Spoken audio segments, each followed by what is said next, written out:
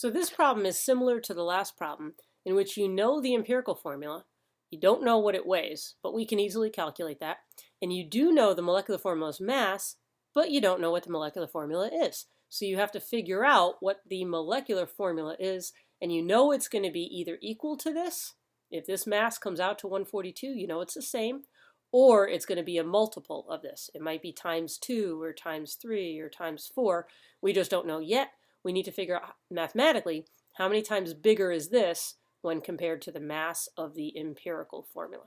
So let's start off looking at our empirical formula, C3H3O2. Do the math. 3 times the molar mass of carbon is 12, so that's 36 grams. Hydrogen, there's 3 of them, and they're each 1.0, so that's 3.0. And oxygen is, there's 2 of them, times 16.0, so that's 32.0.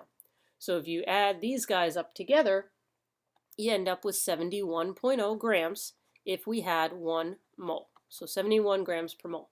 That's the molar mass of the empirical formula. We know this weighs 71.0. This is obviously not the same. It's bigger, so let's find out how many times bigger. So 142.0 divided by 71.0, that again is 2 times bigger. So this formula is going to be multiplied by 2. So C3H3O2, and then we'll multiply it by 2. If this came out to 5, you'd multiply it by 5. If it came out to 15, you multiply it by 15. So whatever it comes out to, that's what you distribute across the board to every element in the formula.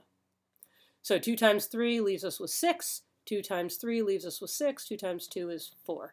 So the new molecular formula is C6H6O4. And you don't have to, but if you did all the math and figured out what the molar mass of each element is and add them all together, you'll end up with 142.0. So this is our molecular formula.